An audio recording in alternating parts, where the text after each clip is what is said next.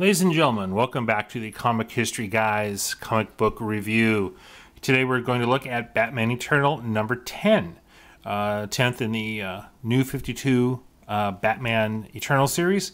This is an ongoing series that comes out every week. Price is $2.99.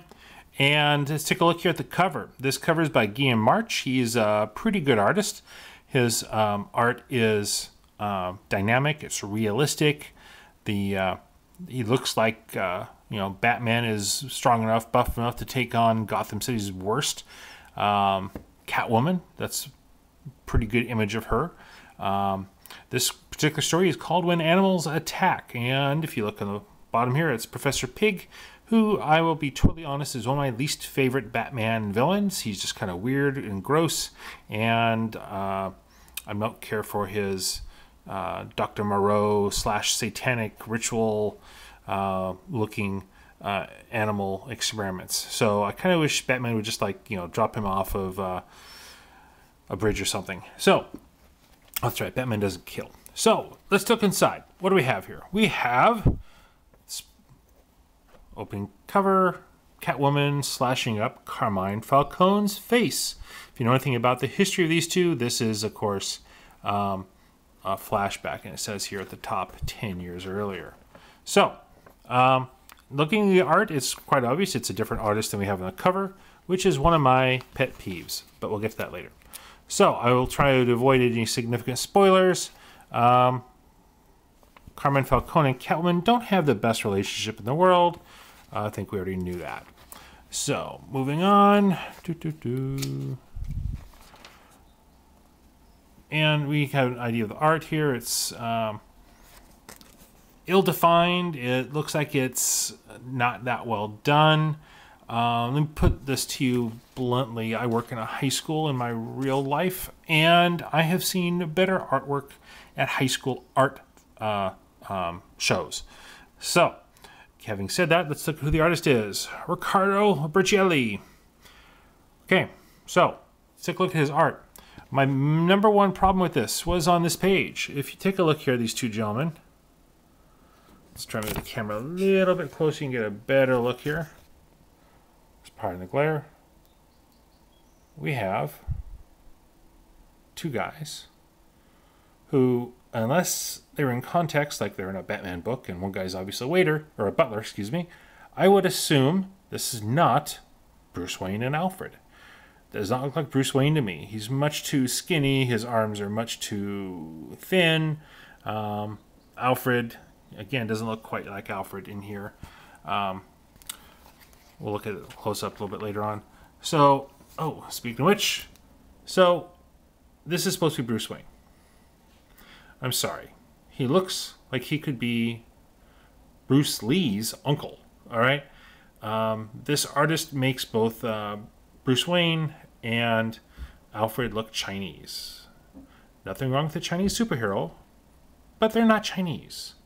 It does not look like Bruce Wayne to me. I am sorry. This is supposed to be Julia Pennyworth. I'm sorry, she looks too much like Aunt May from the Marvel Spider-Man. Take a look here. This is like a long shot here.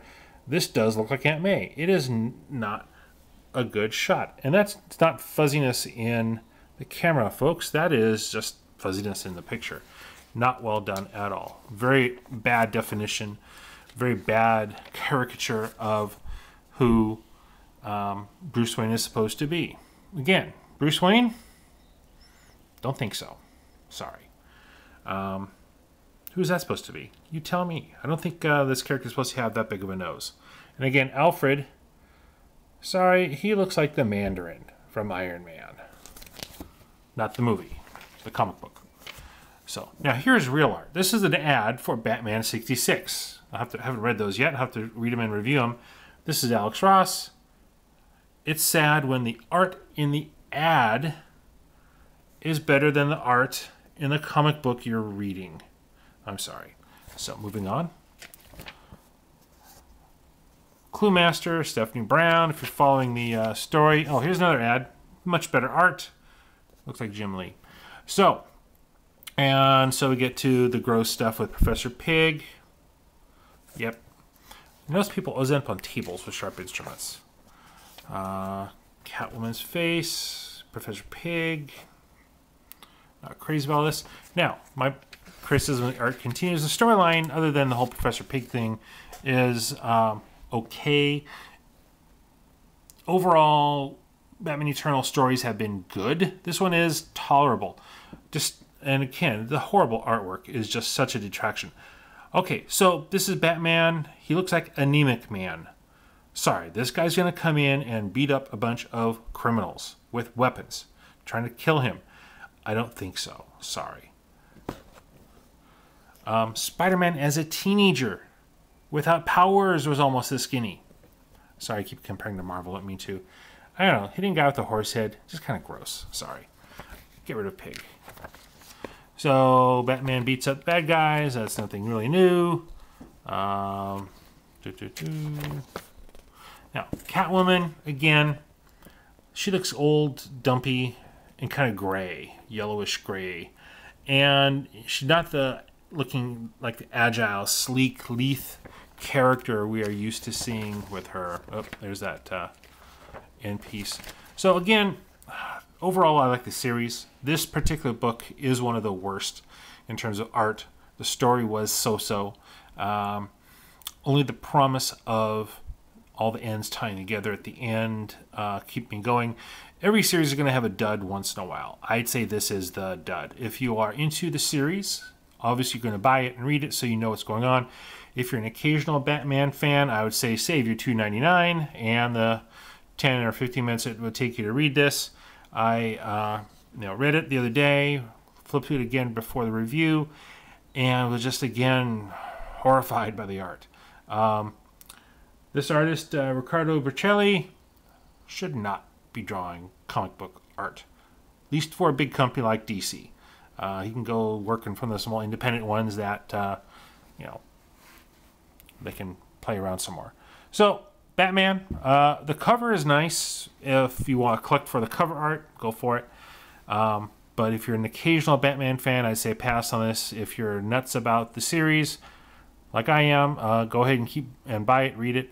Otherwise, I can't really say a whole lot positive about this other than it's part of an overall bigger, better series thus far. All right, till next time, catch a review of number 11 coming up, and we'll catch you later, Bat fans.